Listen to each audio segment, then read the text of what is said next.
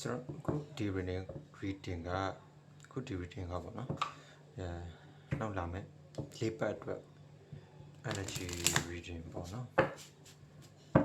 ဆိုတော့တပတ်ချင်းစီ breakdown လုပ်ပါဖို့တော့ရွေးချက်တော့ရှိရပေါ့နော်ဒါပေမဲ့စောင့်ကြည့်အောင်အာယုံပေါ်ရင်ပေါ့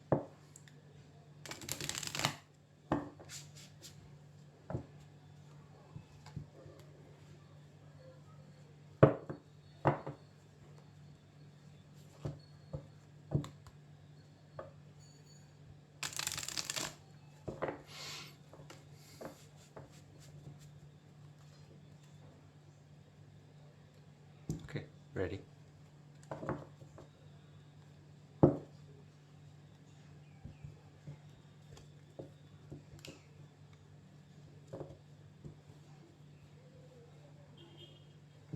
Imagine around 101 တယောက်ချင်းစီ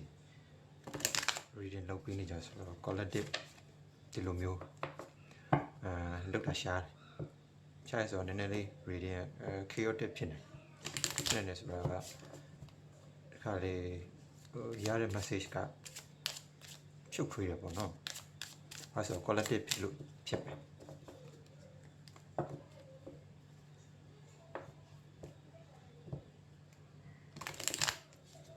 ဒီတော့ကြည့်နေလို့ရှိရဆိုလို့ရှိရင်ကိုယ်နဲ့ resonate မဖြစ်ဘူးအရင်ထဲမှာတစ်မျိုးကြီးဖြစ်လာတယ်ဆိုလို့ရှိရင် skill လို့ရတယ်ပြဿနာမရှိ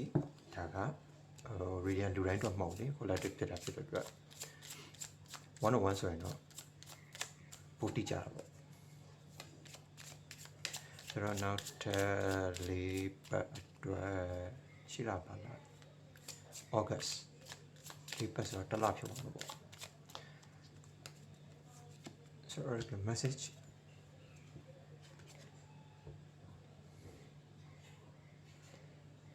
communication or message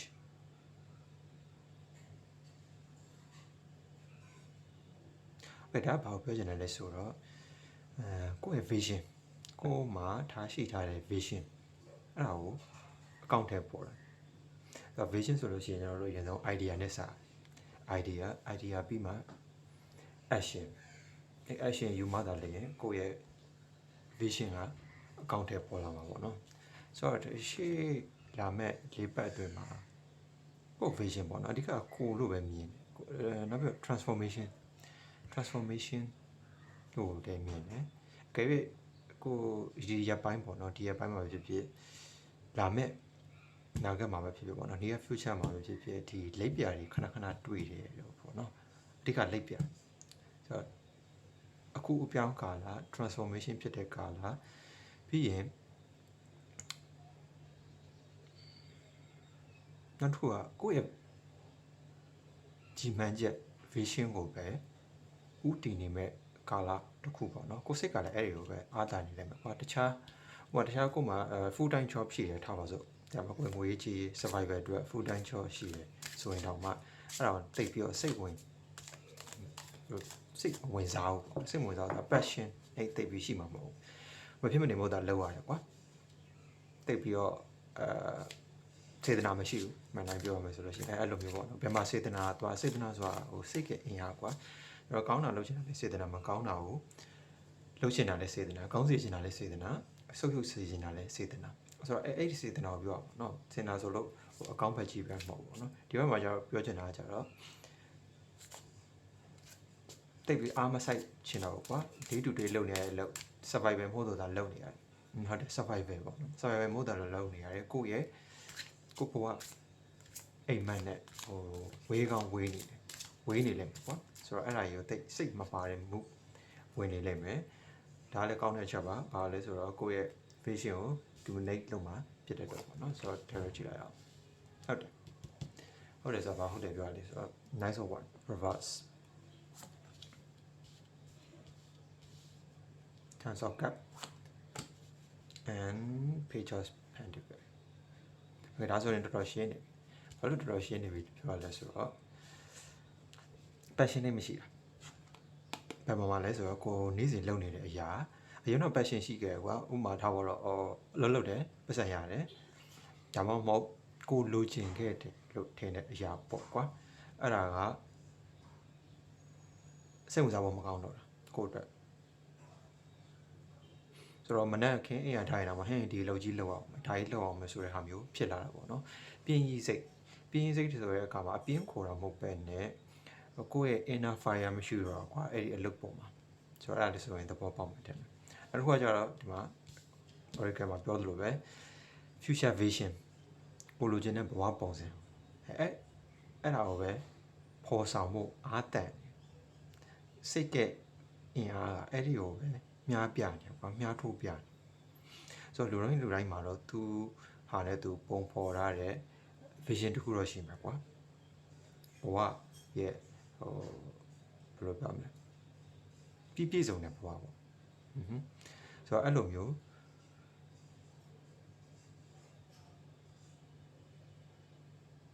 idea အိမ်မက်တခုရှိကောင်းရှိနိုင်မယ်ကွာတယောက်နဲ့တယောက်တော့မတူဘူးဆိုတော့ကိုအနေနဲ့ဒါကိုကြည့်နေမယ်ဆိုလို့ရှိရင်တော့ငါရဲ့အိမ်မက်ကဘယ်လိုငါရဲ့စိတ်ကူးပုံဖော်ထားတဲ့အနာဂတ်ကဘယ်လိုဆိုပြီးတော့ပုံဖော်လုပ်ရတယ်ကွာဒီက manifestation လို့လည်းပေါ်လာတယ်ပေါ့နော် manifestation စပြီးလောက်ခိုင်းနေပြီကိုလိုချင်တဲ့ဘဝလမ်းကြောင်းကိုရှောက်လန်းဖို့လေစပြီးလောက်ခိုင်းနေပြီရှေ့လာပေါ့နော်ဒါအတွက်လုပ်ဖို့အကောင်းဆုံးလားဆိုတော့ဟိုဘက်မှာကလုပ်တာလုပ်နေတယ်စေတနာမရှိဘူးဘလို့မှမှုသွင်းလို့မရဘူးကိုယ့်ရဲ့မှုတစ်ခုလုံးဘယ်ရောက်နေလဲဆိုတော့ကိုတကယ်လိုချင်တဲ့ဘဝရဲ့ပြည့်စုံတဲ့အဲ fulfillment ဖြစ်တဲ့ဟာကိုပဲတောင်းတနေမှာပေါ့နော်စိတ်ကတောင်းတရဆိုလို့ရှိရင် energy ကလိုက်မှာပဲ energy follow thoughts ဖြစ်တဲ့အတွက်အဲ့ဒီကိုလိုက်လိမ့်မယ်ကွာနောက်တစ်ခုကဒီမှာကိုအရင်ဆိုတာကဒီကို financially provide ပေးတဲ့အရာပေါ့နော်ဆိုတော့အရင်တော့ကဒီ financial ကိုပဲဦးစားပေးပြီးတော့ဒီလိုတော့မှအဲ့ဒီ financial ဆိုတဲ့ဘယ်လိုပြောမလဲ vibe လည်းရတယ်ပေါ့နော်ရတယ်ဆိုတာကထားတော့ပြီးမှပြန်လာနိုင်မယ်ဘာပြောချင်တာမသိဘူးဆိုတော့ခုနပြောသလိုပဲပတ်စံကြောင့်လုပ်တဲ့အရာတွေမှာတိတ်ပြီးတော့မှုမဝင်တော့နော်ကိုယ့်ရဲ့ vision က money ဆိုတာဖြစ်ကောင်းဟုတ်ချင်မှာဟုတ်ပါကွာ not everything is about money ဟုတ်တယ်မလားဆိုတော့ဘယ်ရာမှာအရာအားလုံးကပတ်စံကြောင့်ဆိုတာကြီးပဲဆိုတာမျိုးမရှိဘူးပေါ့နော်လာမဲ့ဟိုမှာလေးပတ်ကိုယ့်မှုက entirely change ဖြစ်နေမယ်ပြောင်းလဲနေမယ်ဘယ်ပေါ်မှာလဲဆိုတော့ကိုယ့်ရဲ့ passion လေးဖြစ်တဲ့အရာဘာလဲဆိုတဲ့အရာကိုပဲဟိုရှာချင်နေမယ်ပေါ့ကွာဒါကိုပဲလုပ်ချင်နေမယ်ဒါကိုပဲလုပ်မိနေမယ်ပေါ့နော်ဆိုတော့တခြားခါတလေဒီနေရာမှာဘာကကွာကြလဲဆိုရင်ဟိုဘာလိုချင်တာမသိတာကွာတခုတော့ဒီနေရာကြီးတော့ငါနေရာမဟုတ်ဆိုတာတော့ vibe က off နေတယ်ဒါပေမဲ့ငါထားပါတော့မင်းတကယ်ဘာလိုချင်တာလဲအဲ့လိုမေးတဲ့အခါမှာတချို့ကသိတယ်ပြတော်များများမသိဘူးဆိုတော့ဒါကလည်းကွာကြတယ်ဆိုတော့အဲ့နေရာမှာလည်းအကယ်၍ကိုအဖြေရှာဖို့လိုမယ်ဆိုရင်လည်းရှားရမှာပေါ့နော်ဒါတော့တူတယောက်ချင်းစီရဲ့ journey ဖြစ်သွားပြီပေါ့နော် okay ဆက်ပြီးတော့တိတ်ပြီး clarify လုပ်စရာမလိုတော့ဘူးလေမလိုဆိုတော့လည်းဒါပေါ့နော်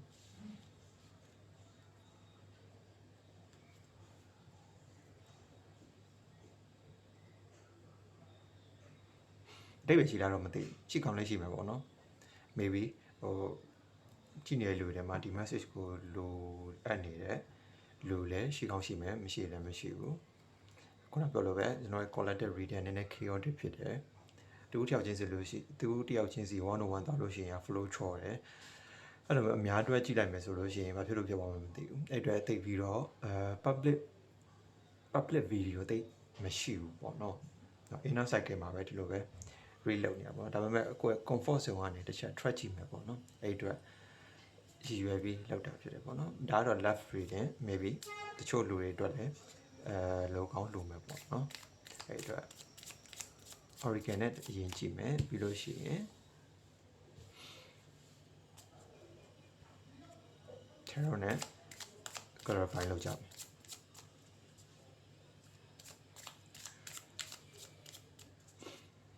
နားလည်းနည်းနည်းပေါက်နေမလားမသိဘူးခြေတော့အေးတော့နှာခေါင်းနည်းနည်းပိတ် okay နှစ်ကတ်ထုတ်လိုက်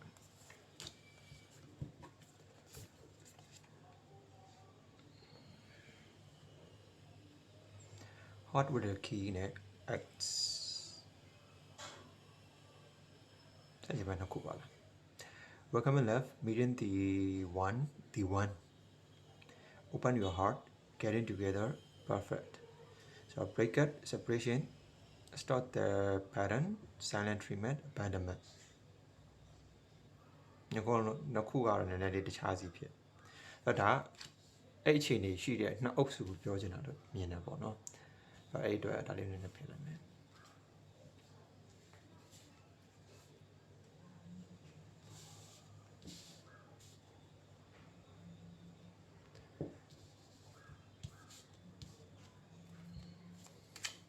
okay hard with the key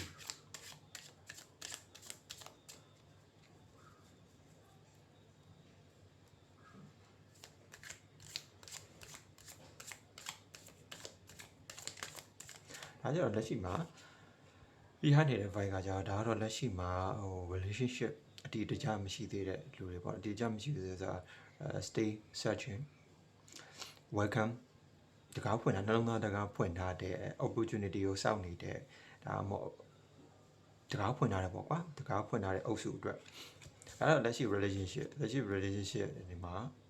နည်းနည်းလေးဖို့ထက်တယ်ရှိမယ်ရှိနေတာလားမသိဘူးပေါ့နော်ကြည့်ရလူတွေထဲမှာso break it is separation တွေတွေ့တယ်ကွဲကြမယ်ခွာပြေးကြတဲ့ဟာတွေရှိတယ်နောက်တစ်ခုက start the pattern အဲ့ဒီမှာဒါကလေသူဆိုတာထက်အခုလက်ရှိကြည်နေတဲ့ calculation ပေါ့နော် calculation မှာ relationship နဲ့ပတ်သက်ပြီးတော့အဖို့ထဲဘာညာရှိနေမယ်ဆိုလို့ရှိရင်ကိုယ်မှာရပ်ဖို့လိုအပ်နေတဲ့ pattern တွေရှိနေတယ်ဆိုတော့မိမောင်းထိုးပြတာပေါ့နော်သူ့ဘက်ကမဟုတ်နော်ကိုယ့်ဘက်မှာနည်းနည်းလေး toxic ဖြစ်တဲ့ behavior ပေါ့နော်ဒါကိုယ့်ကိုယ်တော့မသိတဲ့ဟာကွာ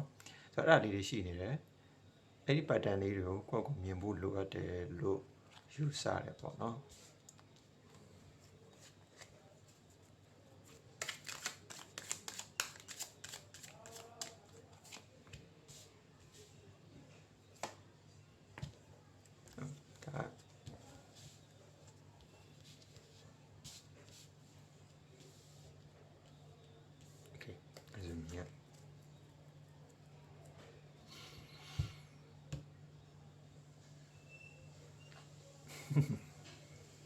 ဒီတစ်ခုက too many option ဖြစ်နေတယ် too many option ဆိုတာဘာရွေးလို့ရွေးရမယ်ဘာရွေးလို့ရွေးရမယ်ကိုရိုင်းကဘယ်လိုပြော limitation option တဲ့ limitation ဆိုပြီးရတဲ့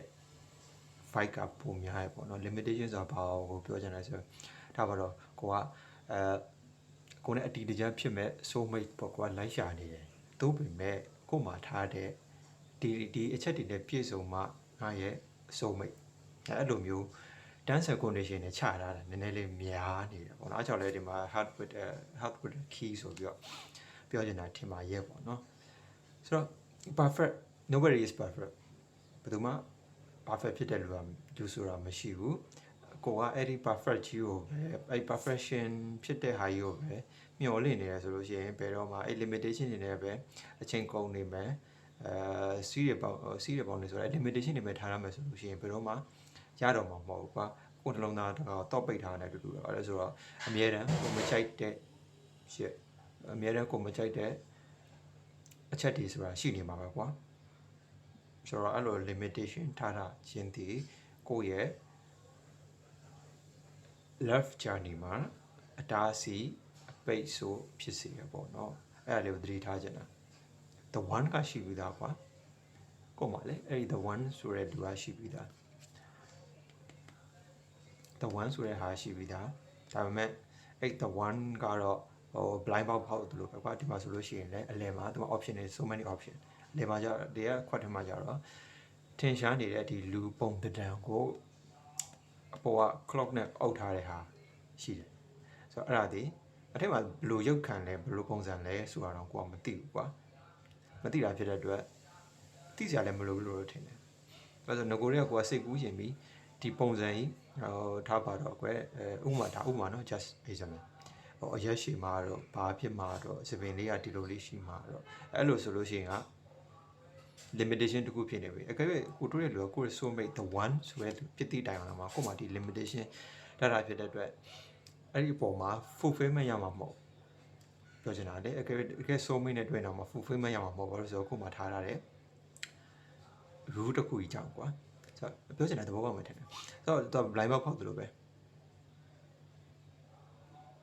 ဒီအဝိစာကိုခွာကြည့်လိုက်မှကိုယ့်ရဲ့ပြောချင်တာကွယ်ဒီသူဆိုတာမျိုးသိနေပြီဒါပေမဲ့အထဲမှာဘာပဲဖြစ်ဖြစ်လက်ခံရမယ်လို့ပြောချင်တာပေါ့နော်ဒီအဝိကဲအောက်မှာဘယ်လူပဲရှိနေကိုကတော့လက်ခံရမယ်ဘာဖြစ်လို့လဲဆိုတော့သူဒီ the one ဖြစ်လို့ပေါ့နော်ကိုအတွက်ပြောချင်တာ make sense ဖြစ်မယ်လို့ထင်တယ်နောက်တစ်ခုဒီဘက်အုပ်စုအတွက်ညခွာပြဲကန်ဒီတို့ခွာပြဲတော့မဲ့အခြေအနေတို့ကြုံတွေ့နေရတဲ့သူတွေအတွက်ပေါ့နော်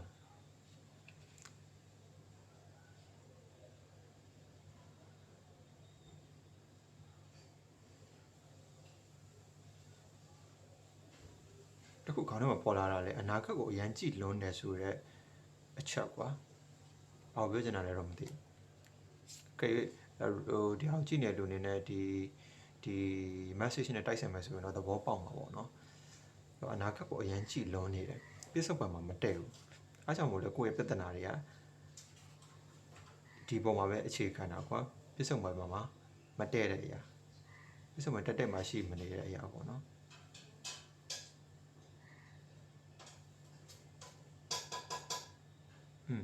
နောက်တစ်တစ်ဖက်ကလည်းအနာဂတ်အတွက်ကြီးပဲ future ကြီးပါပဲ future မှာပဲစိတ်ကရောက်နေတာဖြစ်လို့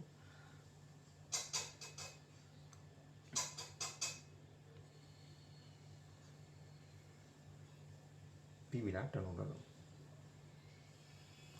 တစ်ဖက်ကလည်းဒီအနာဂတ်မှာပဲစိတ်ကရောက်နေတာဖြစ်တဲ့အတွက်ကိုယ်နဲ့ရှိနေတဲ့အချိန်မှာတော့မှဘယ်လိုပြောမလဲ silent ဖြစ်နေရပေါ့နော်စိတ်မပါတော့လို့ဘာလို့လို့ဘာဆိုတော့အတွေ့အနာဂတ်မှာကြက်စားနေလို့ပြီးတော့အနာဂတ်ချင်းမတူညီတာချထားတဲ့လမ်းကြောင်းချင်းမတူညီတာသဘောတိုက်ဆိုင်မှုမရှိတာဒီ reading တစ်ခုလုံးကတော့ future ဆိုတဲ့ຢာကြီးပဲပေါ်နေတာကွာဆိုတော့တချို့လူတွေအတွက်အနာဂတ်အတွက်တုံးတဲ့တကူဒီချထားတဲ့အမြင်ချင်းပုံဖော်ထားတဲ့အရာချင်းမတူတာပေါ့နော်တဘာဝမတူတာဆိုတော့အဲ့ဒါကြောင့် separate ဖြစ်တဲ့အခြေအနေတွေကွဲကွာတဲ့အခြေအနေတွေပေါ်နေတာပေါ့နော်နောက်တစ်ခုကရှောင်းမဲ့အနာဂတ်ချင်းမတူဆိုပြီးထားခဲ့တာမျိုးထားပစ်ခဲ့ရမယ့်ဟာမျိုးပေါ့နော် Okay that's it ဒါကတော့ love reading ပေါ့ love reading တိတ်ပြီးတော့လုပ်ပြီးလေးမရှိဘူးဆိုတာ publicly ပြောတာပေါ့နော်အကယ်၍လာတဲ့ case တွေပေါ်မှာ motive ပြီးတော့ reading လုပ်ပြီးတာတော့ရှိတာပေါ့နော်ကဲဘာ message ရှိဦးမလဲမရှိတော့ဘူးမရှိတော့လို့ဆိုလို့ရှိရင်တော့ဒီမှာပဲတင်လိုက်လို့ရပြီပေါ့နော်နည်းနည်းလေးဦးကြောင်ဖြစ်သွားရင်တော့တီးခံပြီပေါ့နော်ဘာလို့လဲဆိုတော့ခုနပြောလို့ပဲ101 reading နဲ့အသားကျနေတာဖြစ်တဲ့အတွက်ဒီလိုမျိုး public collective reading လုပ်တဲ့အခါမှာ information တွေကလည်းနည်းနည်းစုံနေတယ်ဆိုတော့ချိတ်ဆက်ပြီးတော့ပြောရတဲ့အခါမှာ chaos ဖြစ်သွားပြီပေါ့နော်ဒါပါပဲ thank you ပါ